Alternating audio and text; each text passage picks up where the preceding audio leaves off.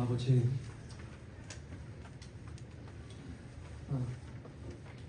우리가 습관적으로 이 예배의 자리에 나오지 않은 것임을 소망합니다. 아버지, 이곳에 함께해 주길 소망합니다. 주님, 우리는 각자 우리가 생각하는 하나님이 있고 각자 우리가 경험해왔던 신앙생활이 있고 예배가 있습니다. 그러나 주님, 정말 마음이 아픈 것은 우리의 경험과 우리가 각자 생각하는 신앙생활과 하나님에 대한 이해로 우리가 만든 하나님과 우리가 만든 예배를 많은 사람들이 드리고 있습니다. 그러나 주님, 이 본문 말씀은 분명히 이야기하는데 우리가 하나님께 나오기 위해서는, 우리가 하나님께 진정으로 예배드리기 위해서는 이 거룩하신 하나님 앞에 합당한 자격과 하나님께서 요구하시는 것을 만족시켜야 함을 이야기하고 있습니다. 아버지, 우리가 이 말씀을 통해 이 중요한 부분을 깨닫게 하시고 하나님 보시기에 죄가 얼마나 사악하고 심각한지, 그 죄의 대가가 얼마나 끔찍하고 우리의 생명을 요구하는 것인지에 대해서 우리가 분명히 알고 이 예배를 통해 우리가 하나님에 대해서 다시금, 예배에 대해서 다시금, 그리고 우리의 신앙생활에 대해서 다시금 생각하는 시간이 되게 해주길 주님 은혜로 함께하여 주옵소서. 주의 영이 이곳에 함께 해주시기를 정말로 주님 간절히 소망합니다. 그리스도 예수 이름으로 기도드렸습니다. 아멘.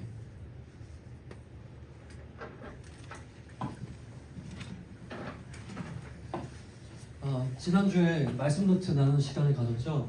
그쵸, 기억하실 겁니다. 근데 지난주에 시간이 없어서 또 정신도 없어서 답변해야 될 질문에 대해서 답을 못하고 마무리했는데요. 그건 갈망이라는 단어의 의미를 우리 적지 않게 중학생 친구들이 몰라 하는 걸 볼 수 있었습니다. 그래서 좀 설명을 좀 드리려고 하는데, 갈망이라는 단어의 의미는 간절히 바라다, 간절히 원하답니다. 그러니까 내가 간절히 뭘 원해, 나 간절히 이걸 바라기를 원해, 그때 사용하는 게 바로 갈망입니다. 제가 군대에 있을 때 여름에 종종 작업을 했는데요. 근데 군대 작업하러 나가기 전에 마실 걸 갖고 나오지 않으면 못 마셨어요. 더군다나 이제 소위 군대 용어로 이제 짬찌라고 하는데요. 계급이 낮거나 상병장이 되지 않으면 군대에서 할 수 있는 게 없어요. 항상 뭘 할 때마다 선임한테 허락을 받아야 되고, PX 가는 것 또한, 저희 부대가 좀 부조리가 좀 있었었는데 PX 가는 것 또한 상병 이상 되지 않으면 못 갔었습니다. 근데 만약에 마실 물을 안 챙기고 나왔다? 그러면 쉬는 시간에 뭔가를 하고 가만히 있어야 되는 거예요. 아무 말도 못하고.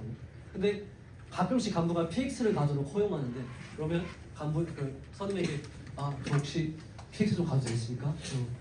그래, 갔다 와. 그러면 목이 마를 때 PX로 정말로 뛰어가서 마실 걸 막 찾고 구매해서 벌컥벌컥 마셨던 기억이 있습니다. 왜냐하면 목이 정말로 마려웠기 때문에, 말랐기 때문이에요. 그래서 간절히 음료를 바라면서 갈망하면서 그 음료를 구매했던 기억이 있습니다. 이게 어떤 의미냐? 바로 갈망이에요. 간절히 뭘 원하고 바라는 것, 이게 바로 갈망입니다. 만약 여러분이 사막, 광야에 있다고 가정해봅시다. 사막, 광야. 근데 여러분이 마실 물이 없어요. 근데 여러분이 목이 엄청나게 마릅니다. 근데 저기 보니까 오아시스가 있어요. 그럼 여러분은 어떤 마음이 들 것 같나요? 우리 주한이가 사막이 있어요. 근데 주한이가 마실 물이 없어요. 근데 저기 보니까 옆에 오아시스가 있는 거예요. 그러면 주한이는 어떤 마음으로 이 오아시스를 바라볼 것 같아요? 와, 살았다. 맞습니다. 바로 이거예요. 바로. 이렇게 물을 보면서 살았다. 저 빨리 가서 물을 마셔야지. 이게 바로 갈망입니다. 그러니까 이렇게 갈망하는 거예요. 저 물이 없으면 안 돼. 저기 가서 내가 물을 다 마셔버려 주겠어. 이러면서 당장 가서 이제 개처럼 이렇게 물을 막 하시면서 엄청나게 마시겠죠. 왜일까요? 갈망하기 때문입니다. 이게 바로 갈망인데요. 우리가 만약에 거듭난다면, 우리가 만약에 구원을 받는다면 하나님께 대해 어떤 마음이 드냐면 갈망하는 마음이 듭니다. 마치 군대에서 목이 말라서 PX로 달려가서 음료를 간절히 사면서 맞았던 것처럼 벌컥벌컥 맞았던 것처럼 사막에서 오아시스를 발견해서 간절히 그 물을 향해 나아갔던 것처럼 하나님 향한 갈망이 생깁니다. 여러분 이해가 되셨나요? 그래서 구원받은 자는 반드시 하나님 향한 갈망이 생깁니다. 뿐만 아니라 하나님뿐만 아니라 거룩함에 대한 갈망이 생깁니다. 그러니까 하나님과 함께하고 싶고 하나님이 없으면 안 되고 하나님이 뭘 기뻐하고 뭘 원하는지에 대해서 관심을 갖고 알고 하나님을 또 원합니다. 뿐만 아니라 구원을 받았다면 거룩함에 대해서도 갈망을 갖는데요. 거룩함은 여러분 제가 이야기했습니다. 하나님처럼 선하고 순결하고 완전하며 영광스러운 신은 없다. 이게 바로 거룩인데요. 하나님 같은 신은 없다라는 이야기를 하는 겁니다. 심지어 그 어떠한 피조물도 하나님을 닮지 않았고 하나님과 같지 않다. 여러분 제가 질문 하나 던지겠습니다. 이곳에 천사가 있어요. 이곳에 사람이 있습니다. 근데 천사와 사람 중에 누가 하나님을 닮았고 누가 하나님과 더 가깝다고 이야기할 수 있을까요? 첫 번째 천사다. 두 번째 인간이다. 왜죠? 그냥 답은 둘 다 아닙니다.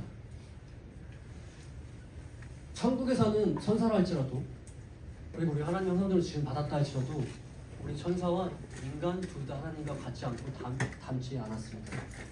그 이유가 뭐냐면 하나님과 같은 신은 존재하지 않기 때문이에요. 그분은 너무나도 거룩하시기 때문입니다. 근데 우리가 구원을 받는다면 어떤 마음이 드냐면 이 거룩하신 하나님을 원하고 갈망하며 닮기를 소망한다는 겁니다. 닮을 수 없다 할지라도 이 하나님을 닮기를 소망하고 닮아갑니다. 반드시요. 사람마다 이 갈망하는 마음이 정도의 차이는 있을 수 있습니다. 근데 반드시 어떠한 일이 일어나면 갈망하는 마음이 일어납니다. 그리고 내가 얼마나 작고 보잘것없는지 내가 얼마나 하나님 보시기에 불결한지에 대해서 깨닫게 돼요. 거룩함을 갈망할수록 하나님을 맛볼수록요. 왜일까요 여러분? 여러분 여기에 차은우가 서 있고 제 옆에 차은우가 서 있다고 가져볼까요? 자 여러분 저를 봤을 때 옆에 차은우가 있으면 어떤 생각이 드나요? 와 차은우 키 정말 크다. 와 정말 잘생겼다 이런 생각이 들지 않을까요? 왜일까요? 비교되기 때문입니다. 여러분 하나님을 가까이 아이러니하게도 여러분 하나님을 더 알면 알수록 신앙이 깊으면 깊을수록 우리는 나의 작음을 봅니다. 정말요. 내가 악하다는 것을 느껴요. 깨닫게 됩니다. 왠지 아세요? 하나님과 비교가 되세요. 저는 이제 장신대에 다니고 있습니다. 장신대 신학대학원 다니는데 뭐 제 입으로 말하긴 그렇지만 장신대가 모든 신학교 중에 서울대 같은 곳입니다. 뭐 지금은 물론 많이 낮아졌지만 타 교단 신학센터는 미안하지만 장신대가 신학교 중에 서울대 같은 곳인데 근데 제 동기 중에 서울대 나오신 분이 있어요. 심지어 하버드 대학교 나오시는 분이 있습니다. 뭐 변호사도 있고 뭐 의사도 있고 다양해요. 그러면 저는 그 동기 옆에서 동기랑 같이 대화만 하면 어떤 기분이 드는지 아세요? 뭔가 내가 너무 작게 느껴져요. 왜냐면 저는 그냥 일개 지방 대전신학계 대학교를 나온 다음에 신대원을 들어갔기 때문이죠. 이게 바로 뭔지 아세요? 제가 물론 학벌에 대한 어떤 열등감이 있는 건 아니지만 괜히 자금을 느낍니다. 왜냐하면 상대적으로 크게 느껴지기 때문이에요. 하나님을 갈망하면 갈망할수록 아이러니하게도 우리의 자금을 느껴야 됩니다. 내가 하나님을 원하고 내가 그리스도 안에 있냐 없냐의 증거 중 하나인데요. 나의 자금을 느낍니다. 더더욱. 그래서 나의 시선은 예수님께 향하게 돼요. 그럼 예수님께서 나의 자금을 다 채워주고 하나님 앞에 담대히 설 수 있는 자격을 부여하기 때문입니다. 자 여러분 본문 말씀을 다루기 전에 여러분에게 묻고 싶어요. 여러분은 하나님을 갈망하나요? 하나님을 원하고 있습니까? 그리고 하나님께 나아가면 나아갈수록 자금을 느끼나요? 안 그래도 저는 작은데요. 하나님 나아가면 나아갈수록 더 자금을 느낍니다. 내적으로도. 여러에게 그런 갈망과 하나님 안에서 살고 있다는 증거가 삶 속에서 나타나기를 소망합니다. 오늘 본문 말씀은 레위기서인데요, 여러분. 레위기서는 유대인들이 구약에서 가장 중요하게 여기는 성경책입니다. 여러분 아시나요? 성경은 누가 썼죠? 우리 저번에 우리 원준이가 이야기를 했는데 맞췄는데 예수님은 어느 민족 사람일까요, 여러분?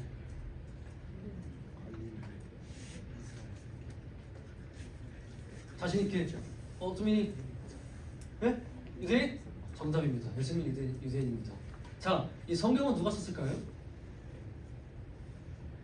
누구요? 예, 많은 사람 썼겠죠. 근데 제가 말하는 건 어느 민족이 썼냐는 겁니다. 어느 민족이 썼을까요? 제가 방금 유대 민족이 썼습니다. 여러분 성경의 한 책을 제외하고는 다 유대인이 썼어요. 그거 아시나요? 근데 유대인들이 성경을 쓴 유대인들이 가장 구약에서 중요하게 생각하는 게 뭐냐? 바로 레위기서예요. 창세기도 아니고요, 출애굽기도 아니에요, 신명기도 아니고 레위기서입니다. 왠지 아세요? 레위기서에 어떻게 하나님을 섬겨야 되는지, 어떻게 하나님께 나아가야 되는지, 내가 하나님의 이름으로 백성이라는 이름을 받고 있는데 그렇다면 내가 하나님의 이름으로 사는 백성으로서 어떻게 이 삶을 살아야 되는지에 대해서 포괄적으로, 조직적으로 다루고 있는 것이 레위기서이기 때문입니다. 여러분 제가 오늘날 한국 교회를 보면서 안타까운 것이 뭔지 아세요? 저는 1년 동안 교회 탐방을 다녀봤는데 전국적으로 내노라하는 교회 탐방을 다 다녀봤어요. 대형 교회부터 작은 교회까지 다 다녀봤는데, 근데 여러분 제가 안타까운 게 뭐냐면 여러분, 교회에서 이 성경에서 말하는 대로 교회를 목양하고 이 부서를 만들어가는 것이 아니라 각각 교회의 문화에 따른 교회를 만들어가는 것을 볼 수 있었어요. 제가 어떤 생각이 들었냐면, 이건 정말 교회일까? 아니 유대인들마저도 이 말씀에 의거해서 예배를 드리고 제사를 드리고 하나님을 섬기는데 오늘날 우리는 유대인이 아닌 이방인들 주제에 이 성경적으로 예배를 만들어가지 않는다고? 여러분 이방인의 기준이 뭐냐면 유대인이 아닌 다른 민족들을 다 이방인이라고 말합니다. 그러니까 유대인이 기준이고 유대인이 아니야, 그럼 우리는 이방인인데요. 우리는 이방인으로서 이 성경에서 이야기하고 있는 하나님을 지금 믿고 있는 겁니다. 우리 조상 대대로 내려오는 우리 토착 신앙, 우리 한국의 토착 신앙이 아니라 우리가 지금 믿고 있는 하나님은 유대인이 믿고 있는 하나님이에요. 그럼 여러분 여기서 질문 하나 던질게요. 그렇다면 우리는 이 유대인이 믿고 있는 하나님을 믿고 섬기려면 우리는 뭘 해야 될까요? 이 하나님을 공부해야 되겠죠. 알아야 되겠죠. 근데 문제는 뭐냐면 우리가 이 하나님에 대해서 알려고 하지도 않고 유대인을 마저도 엄격하게 예배를 드리고 있는데 우리가 이 하나님에 대해서 알려고 하지도 않고 성경에 입각해서 예배를 드리려고 하지 않는다라는 거예요. 우리는 이에 대해서 문제를 느껴야만 합니다. 우리는 이방인인 주제에 지금도 하나님은 유대인의 하나님이십니다. 여러분 기억하세요. 하나님은 지금도 유대인의 하나님이세요. 첫 번째로 하나님께서 관심사는 바로 유대인입니다.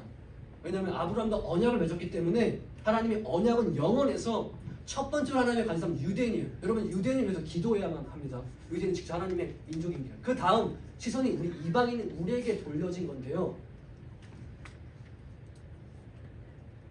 제2의 하나님을 믿는 이방인으로서 우리는 하나님을 알아야만 합니다. 그렇지 않으면 우리가 드리는 모든 예배들은 그냥 종교 행위에 불과합니다. 여러분 여기까지 이해가 되셨을까요? 그래서 중요한 게 바로 이 레위기서입니다. 우리는 특별히 레위기서를 다 다루진 않을 거고 번제라는 이 제사에 대해서 다룰 건데 이게 뭐냐면 제사의 종류가 5개, 6개가 있습니다. 속건제, 번제, 속죄제, 소제, 화목제 여러 가지가 있는데 오늘 다룰 제사는 바로 번제입니다. 번제가 뭐냐면 하나님께 나아올 때 반드시 우리가 해결되어야 하는 우리 죄의 마음과 반드시 요구돼서 충족되어야 되는 죄의 대가에 대해서 해결할 수 있는 제사예요. 그러니까 우리의 행동 하나하나, 거짓말을 했어요, 아니면 누군가를 미워했어요, 싫어했어요, 이런 죄 하나하나에 대해서 제사를 드리는 번제가 아니라 포괄적인 제사입니다. 내가 만약에 삶 속에 누군가를 미워했어요, 내가 삶 속에서 만약에 음란한 생각을 했고 시기했고 거짓말을 했고 이런 포괄적인 죄악들이 있죠. 그 죄악들에 대해 포괄적인 죄악들에 대해서 한 번에 제사를 드리고 하나님과의 관계를 다시 재정립하는 것이 바로 번제였습니다. 여러분 번제를 안 드리면 어떻게 될까요? 호태야, 번제를 안 드리면 어떻게 될까요? 지옥 갑니다. 지옥 가요? 번제를 안 드리면 어떻게 되냐면 여러분 하나님의 이름을 부를 수가 없어요. 뭔지 아세요? 하나님 거룩하시기 때문에 그 이름을 죄 있는 자가 부르잖아요? 그럼 죽습니다. 바로요. 정말이요. 그 다음에 우리 공동체에서 함께 할 수 없어요. 죄가 있기 때문입니다. 그래서 번제를 반드시 드려야만 했어요. 자 여러분, 번제를 드리는 장소가 바로 성막 앞뜰의 제단인데요 여러분. 근데 이스라엘 백성들이 머무는 진영이 따로 있었습니다. 이스라엘 공동체가 머무는 공간이 따로 있었는데 그것을 진영이라 부릅니다.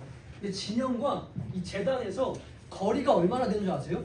내가 제사를 드리기 위해서 이 성막 앞뜰로 가야 되는데 이 성막 앞뜰과 이스라엘 백성들의 공동체로 지내는 진영의 그 거리가 얼마나 되냐면 1km입니다. 1km.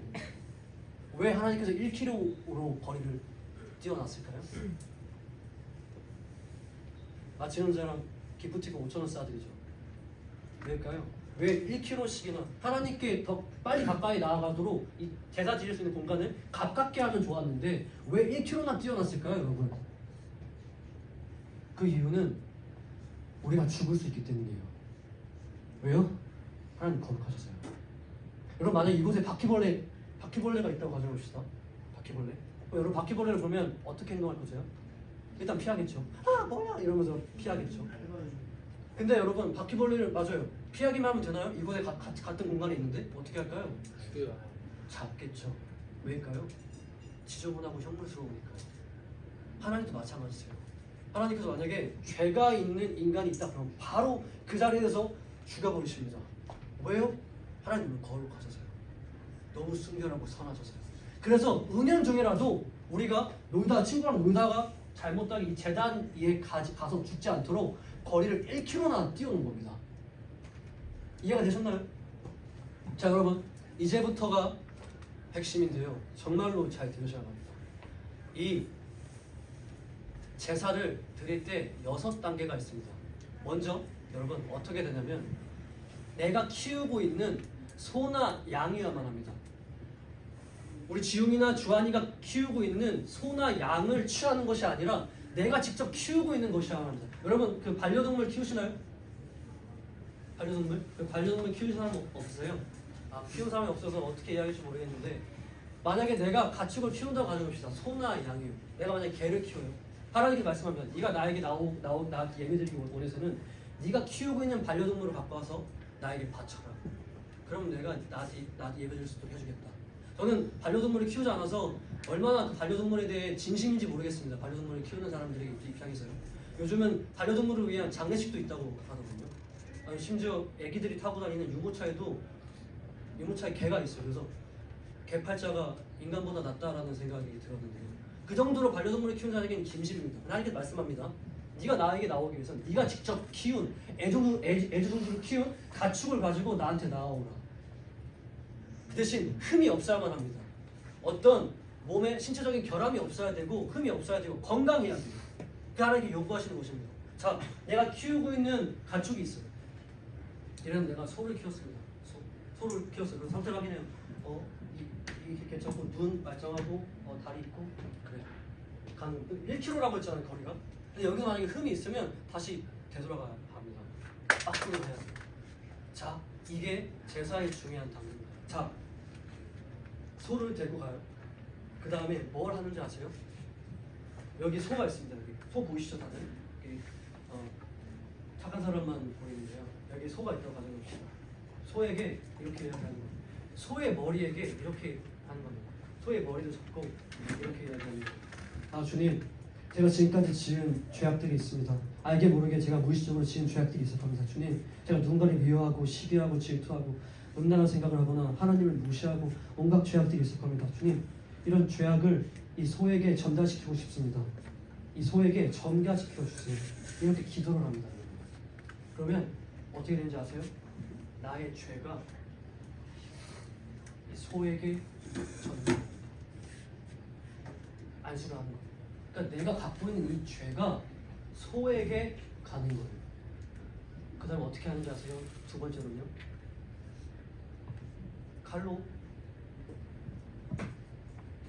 칼로 직접 이 소를 찔러야만 합니다.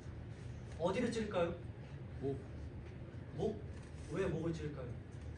우리 지석이 왜 목을 찔까요? 바로 죽지 않을까요? 맞아요.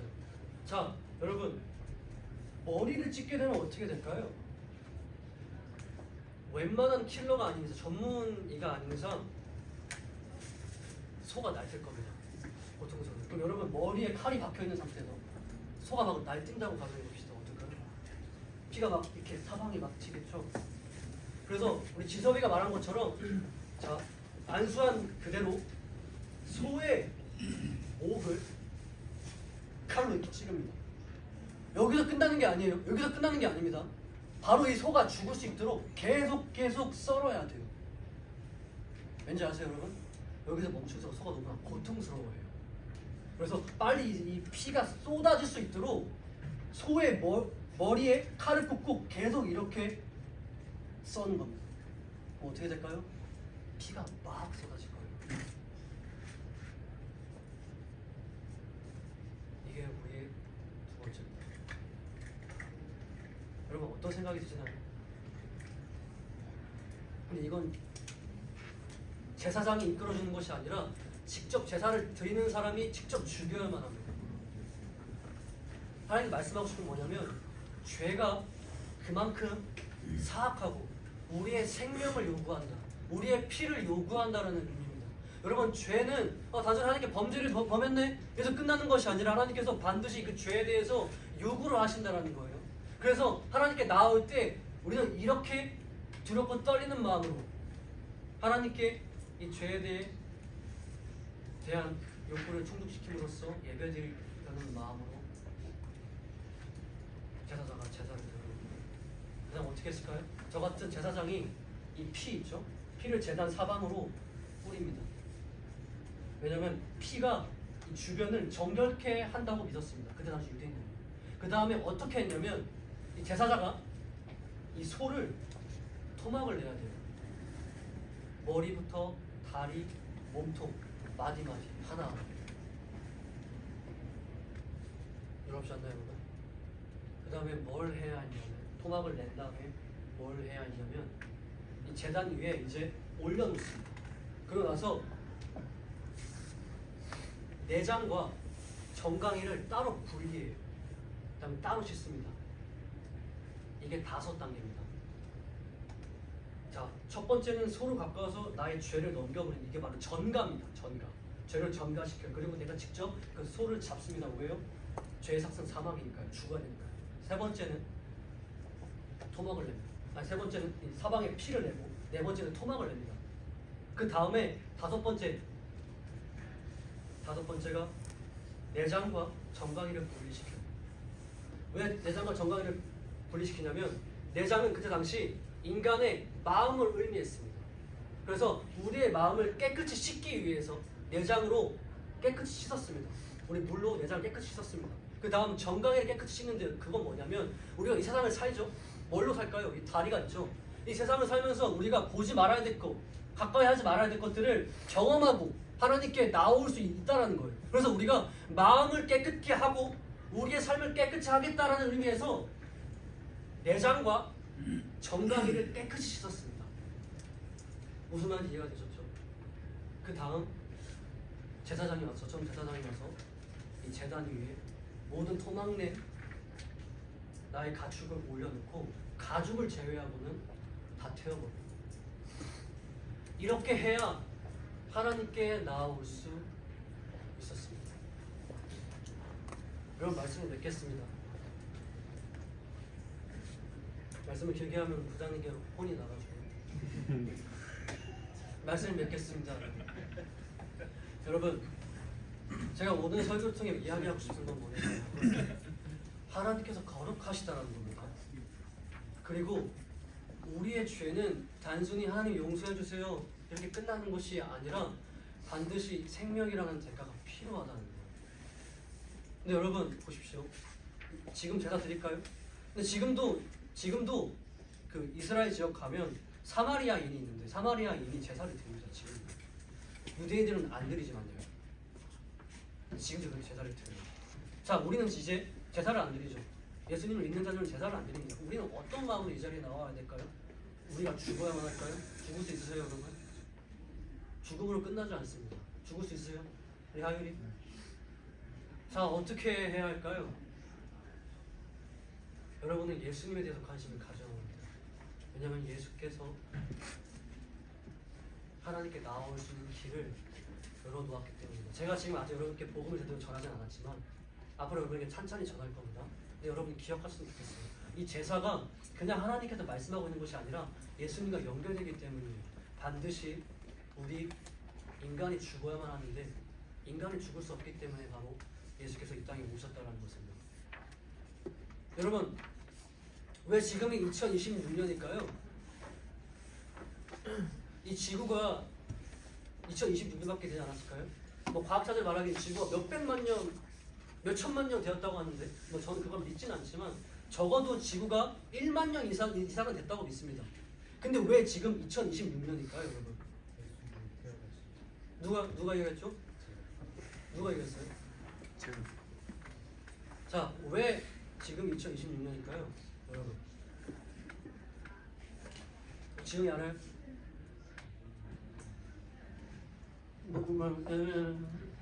뭐라고요? 맞습니다, 여러분. 여러분,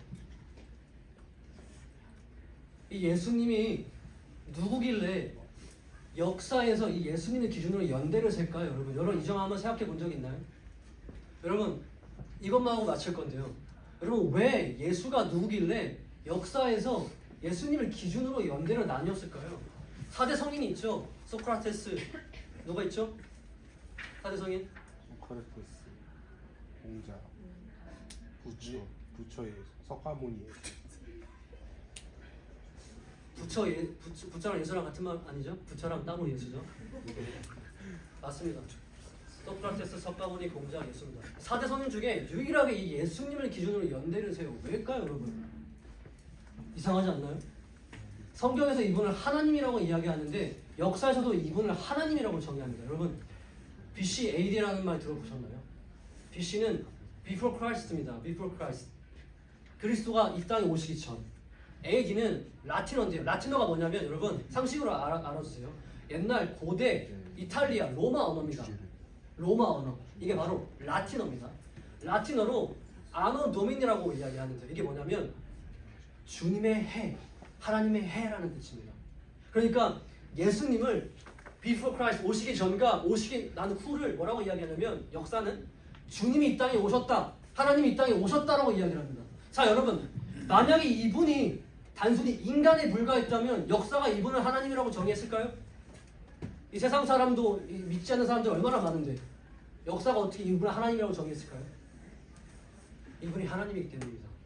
여러분의 인생이 이분을 아냐 모르냐로 결정될 거예요. 왜냐하면 여러분은 지금 이분을 기준으로 태어났기 때문입니다. 저는 1997년에 태어났는데요. 예수님이 이 땅에 오신 지 1997년에 이 땅에 저는 태어난 겁니다. 제 동생은 06년생인데요. 제 막내 동생이. 예수님이 이 땅에 오신 지 06년이 흐른 겁니다. 예수님의 기준으로 이 역사가 흘러가고 있다는 걸 여러분이 아셔야 됩니다. 그렇다면 여러분, 이분이 정말 하나님이라면 이분을 알아야 되지 않겠습니까?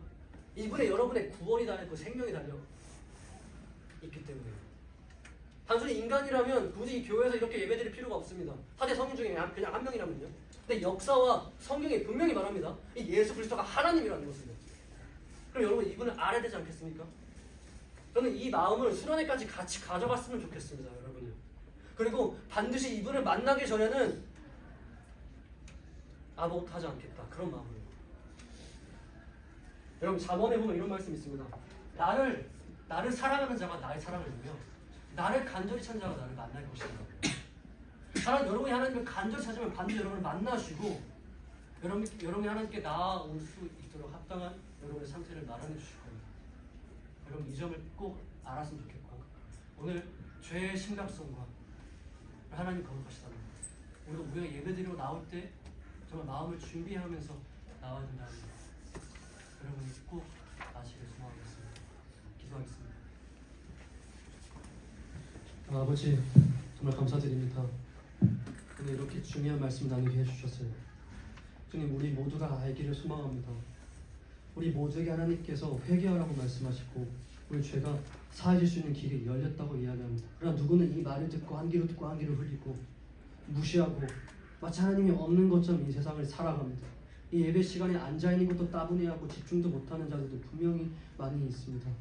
주님, 그러나 주님, 이들을 불쌍히 여겨주셔서 이 예수 그리스도가 정말 하나님인지, 이 예수 그리스도가 나의 죄를 사할 수 있는지 의심을 갖더라도 이분을 찾고 이분을 만나기 위해 힘쓰는 우리 모두가 되게 하시고, 우리가 앞으로 있을 수련회 가운데 꼭 하나님 이 불쌍한 우리 세강 성장하는 아이들, 교사들을 한 명 한 명을 친히 만나 주옵소서. 주님께서 우리를 만나주실 이유와 의무는 없으시지만 아버지 우리를 불쌍하게 해주셔서 이 예배 가운데, 수련회 가운데 주님 함께 해주시기를 소망합니다. 그리스도 예수 이름으로 기도드렸습니다. 네.